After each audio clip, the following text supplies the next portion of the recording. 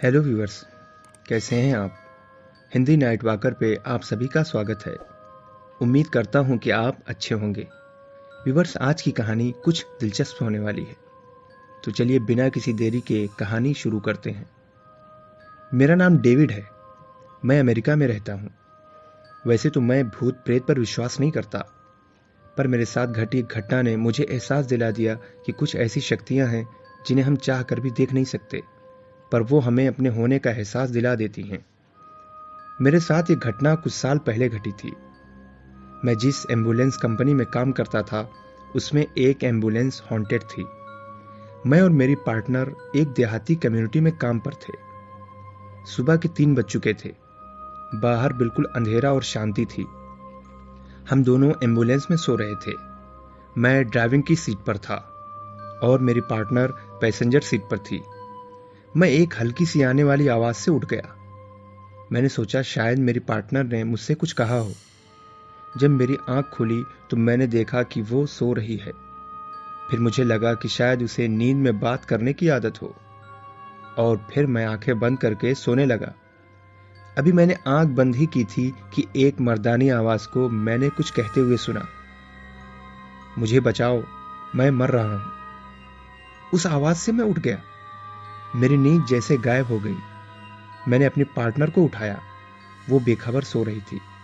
मुझे ऐसा लगा कि आवाज पेशेंट कंपार्टमेंट से आई थी। मैं उसमें झांकने लगा।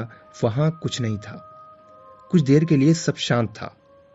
फिर अचानक ऐसा लगा कि ऑक्सीजन के बोतल के रेगुलेटर को कोई छेड़ रहा हो। मैं और मेरी पार्टनर तुरंत ही एम्बुलेंस से बाहर आ गए, ये सोचकर कि शायद जब हम सो रहे थे तो कोई अंदर घुस आया हो। हमने पिछले दरवाजे खोल दिए और जब अंदर देखा तो वहां कोई नहीं था। सब कुछ अपनी अपनी जगह पर था। फिर उसके बाद हमें नींद नहीं आई। व्यूअर्स, ये दूसरी कहानी भी मैंने इंटरनेट से ली है, तो चलिए बिना किसी देरी के कहानी को सुनते हैं। सन 2006 में सूजन नाम की एक लेडी अपनी बेटी जैमी के साथ साउदर्न कैलिफोर्निया के एक न्यू घर में शिफ्ट हुई। उन दोनों को ये घर बहुत पसंद था। अब उन्होंने ये सोच लिया था कि वो अब यहीं रहेंगे। उन दोनों के घर में इंटर होने के कुछ ही देर बाद सूजन का बॉयफ्रेंड मैट भी उसी घर में शिफ्ट हो गया। जैमी के साथ उसकी अच्छी बनती थी। मैट की भी एक बेटी थी, उसका नाम मैरी था। वो भी जैमी की ही एज की थी। जैमी और मैरी को एक दूसरे की कंपनी काफी पसंद थी। ये छोटा सा परिवार उस छोटे घर में बहुत खुश था, लेकिन अचानक से ये खुशियां परेशानियों में बदलने लगी। शायद उन लोगों का उस घर में रहना किसी को पसंद नहीं था। उनके उस घर में आने के एक हफ्ते बाद मैट, जैमी और मैरी पूल में खेल रहे थे। सूजन उन लोगों के लिए कुछ बनाने के लिए किचन की तरफ चली आई। जब वो अंदर आई तो उसे किचन के स्लैब पर एक कैन रखा हुआ दिखाई दिया, जो ऊपर से बंद था। उसे देखकर वो समझ गई कि ये पीनट बटर है। उसने उसे जैसे ही उठाया, नीचे से बहुत तेजी के साथ बटर टपकने लगा, जैसे किसी ने उसे पिघला कर रख दिया हो। उसने जेमी और मैरी को अपने पास बुलाया, ये पूछने के लिए कि शायद उन्होंने ऐसा किया होगा, लेकिन दोनों का कहना था कि हम किचन में इंटर ही नहीं हुए।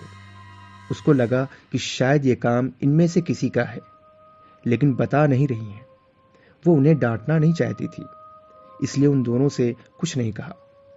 जिस काम के लिए आई थी वो काम करके वापस पूल के पास खाना लेकर चली गई। काफी देर बाद जब वो लोग घर में वापस आए तो उन्होंने देखा कि घर में चीजें अजीब ढंग से इधर उधर रखी हुई हैं। बाथरूम में शैम्पू की बोतलें एक दूसरे के ऊपर रखी हुई थी। ओवन खुला हुआ था। साबुन को किसी ने दीवारों पर रगड़ दिया था और दीवारों पर कुछ अजीब से लिक्विड थे। घर की चीजों को बिखरा हुआ देखकर सूजन और मैट को यह लगा कि उनके घर में कोई जबरदस्ती घुस आया था। वो दोनों घर के आसपास देखने लगे।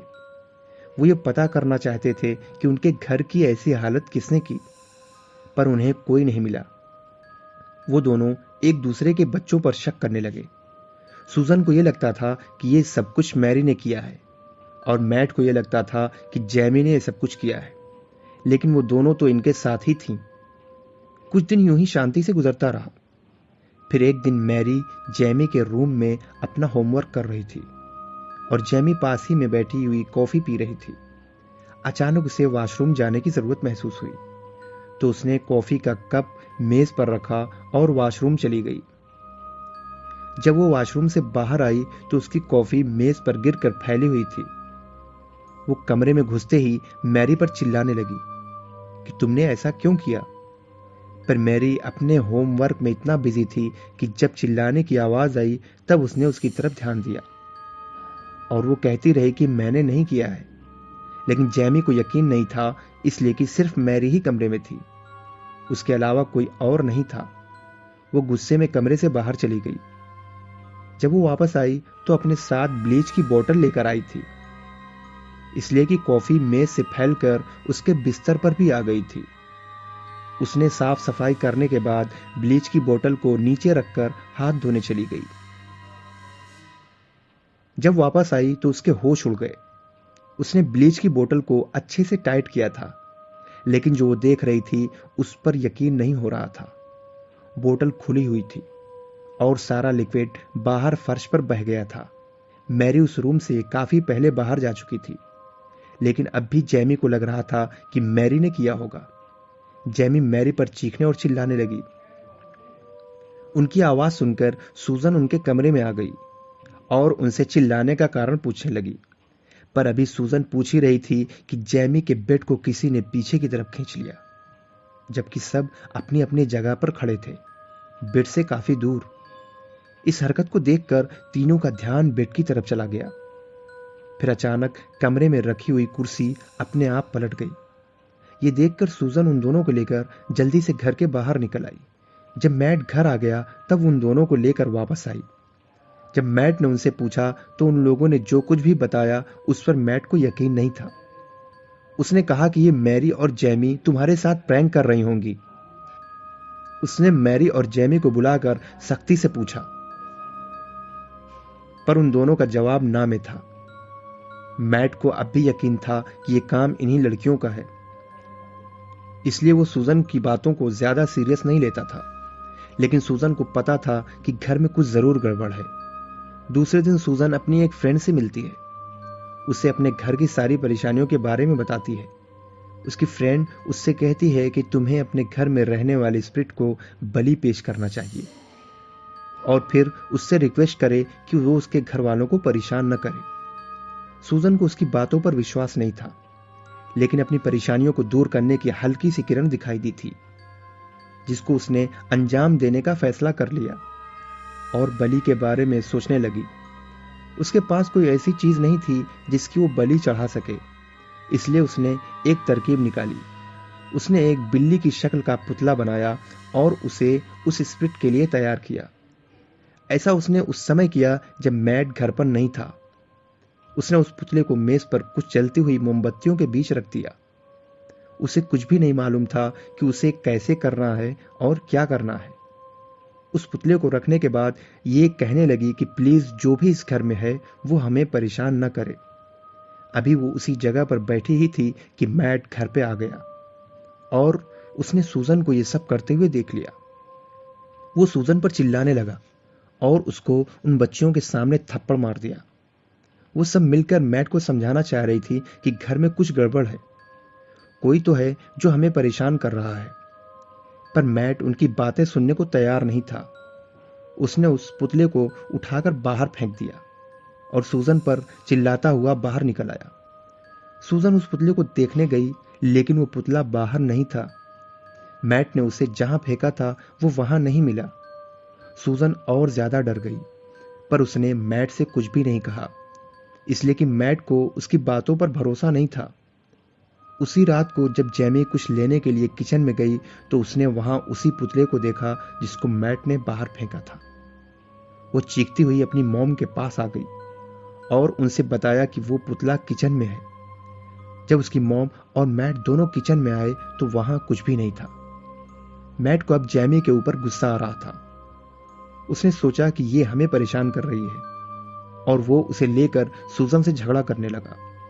फिर अचानक सूजन और मैट की निगाह कुछ अजीब चीज पर पड़ी। उन्हें किचन के फर्श पर कुछ बड़ा कदमों का निशान दिखाई दिया, जो निशान घर के किसी भी मेंबर का नहीं था। इसलिए कि वो काफी हद तक बड़ा था और इतना बड़ा पैर घर में किसी का नहीं था। मैट को एहसास तो हो गया था कि शायद सच में इस घर में कुछ गड़बड़ है, लेकिन उसके बाद भी उसने इधर उधर की बातें करके बात को टाल दिया।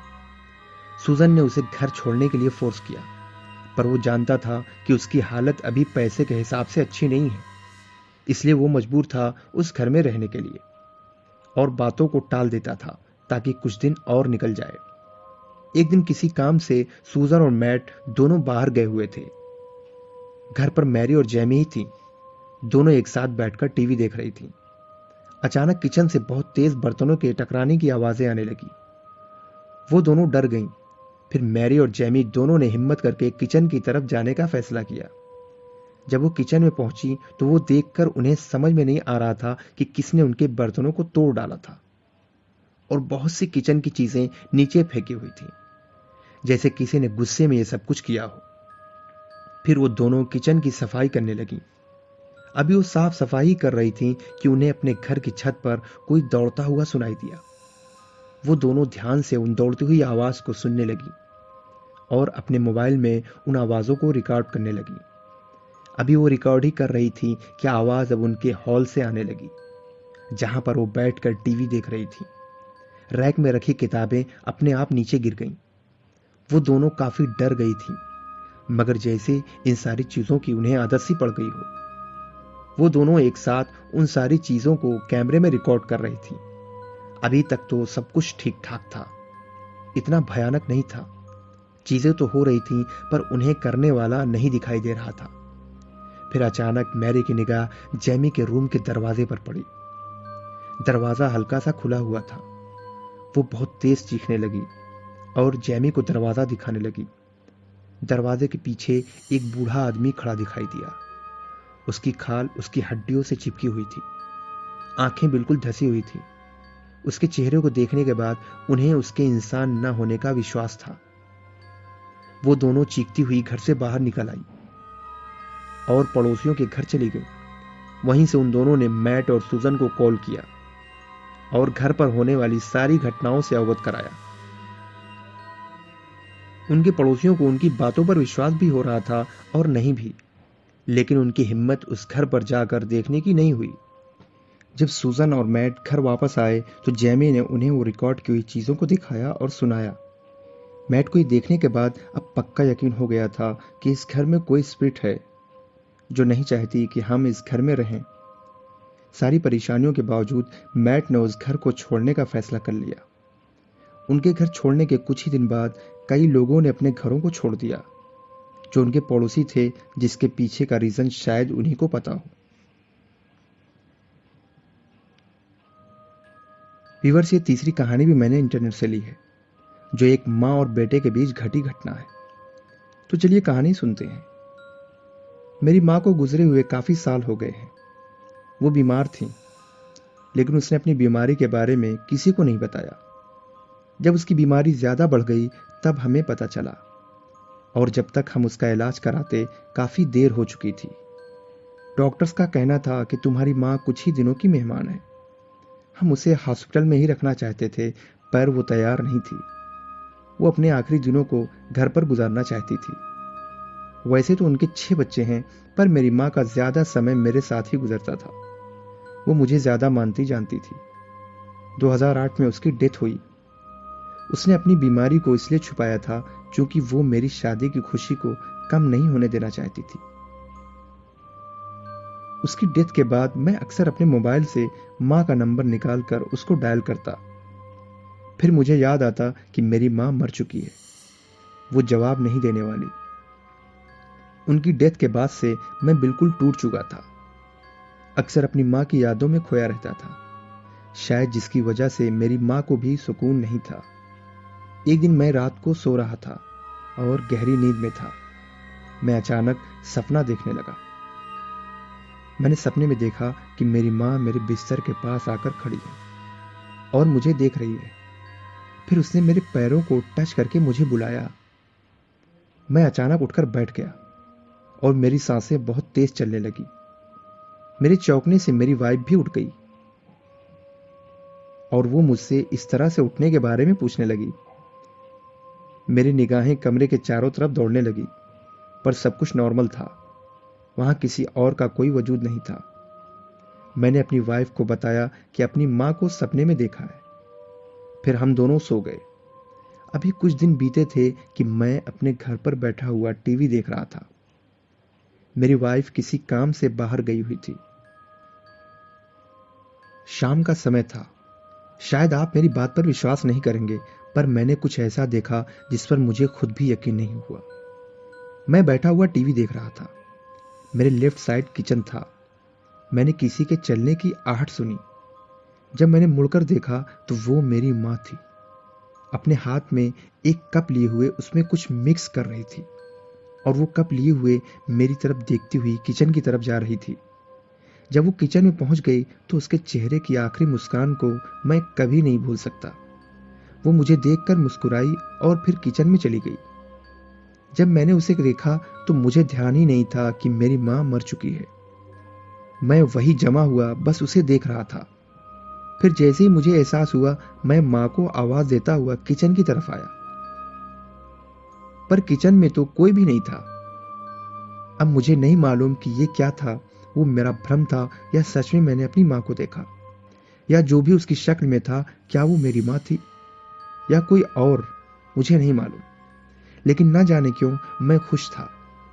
अपनी मां को देखकर मुझे बिल्कुल भी डर का एहसास नहीं हुआ, ये जानते हुए भी कि मेरी मां मर चुकी है।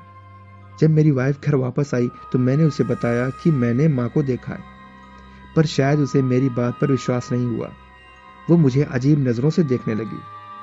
शायद वो ये पूछना चाहती थी कि तुम्हें क्या हो गया है, कैसी बातें कर रहे हो, मरने के बाद कोई वापस नहीं आता। मैंने फिर उसके बाद अपनी वाइफ से कुछ भी नहीं कहा। उस दिन के बाद मैंने बहुत सोचा कि फिर से मुझे मेरी मां दिखाई दे, लेकिन दोबारा ऐसा नहीं हुआ। मैं आज भी उस दिन की घटना को याद करके बहुत खुश होता हूं। तो व्यूअर्स, ये थी आज की हमारी कहानियां और मुझे उम्मीद है कि आपको ये कहानियां जरूर पसंद आएंगी। धन्यवाद।